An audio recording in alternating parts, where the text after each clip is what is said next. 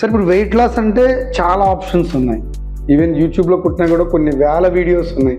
మెడికల్గా wait loss బెస్టా, సర్జికల్గా తీసుకునే వెయిట్ లాస్ బెస్టా, జిమ్ అండ్ ఎక్సర్సైజ్ బెస్టా? మీరు ఏది ప్రిఫర్ చేస్తారు? రైట్. సో ఎప్పుడు కూడా కాంప్రిహెన్సివ్గా ఉండాలి. వెయిట్ లాస్ గురించి మనం అనుకున్నప్పుడు ఈవెన్ సర్జరీ అనుకున్నా కూడా weight loss begins with diet అనమాట. సో ఫస్ట్ మనం డైట్ రెగ్యులేట్ చేసుకోవటం, నెంబర్ ఆఫ్ క్యాలరీస్ అనేవి, డైరెక్ట్ కార్బోహైడ్రేట్స్ అనేవి తీసుకోకుండా ఉండటం, ఎడిక్వేట్గా ఎక్సర్సైజ్ చేయటం, ఇవన్నీ కూడా వెయిట్ లాస్ ప్రోగ్రాంలో అన్నీ ఇంక్లూడెడ్.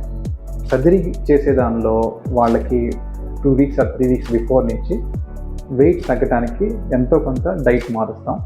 డైట్ మార్చి ఎక్సర్సైజ్ యాడ్ చేసి ఆ తర్వాత సర్జరీ చేస్తాం. సర్జరీ చేసిన తర్వాత కూడా ఎక్సర్సైజ్ చేయకపోతే మన ఫ్యాట్తో పాటు మనం అప్పుడు దాకా సంపాదించుకున్న మజిల్ కూడా పోతుంది.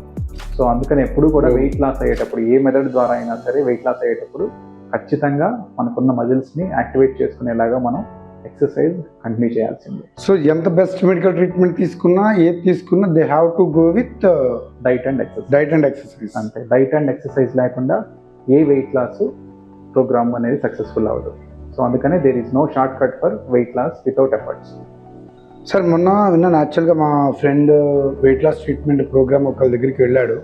టెస్ట్ చేసి అంటే హీజ్ ఏజ్ ఆఫ్ 30, బట్ నీకు మెటబాలిక్ ఏజ్ 55 years అని చెప్పారంట.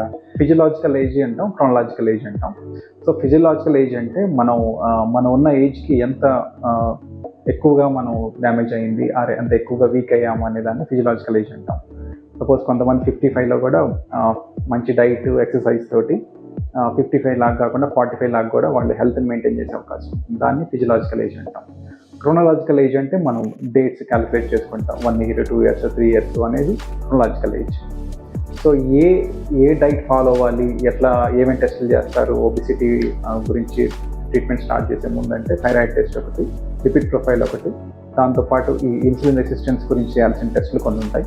వాటిని టెస్ట్ చేసుకొని దాన్ని బట్టి డైట్స్ మోడిఫికేషన్స్ అన్నీ కూడా డాక్టర్ సలహా ఇస్తారు. Sir every person is eligible for weight loss or any certain conditions they can't go for weight loss? Any overweight or obese person is eligible for weight loss. ఎవరైనా సరే ఉండాల్సిన cut off కన్నా overweight ఉన్నా or ఒబీస్గా ఉన్నా కూడా వాళ్ళు weight loss programs అనేవి స్టార్ట్ చేస్తారు.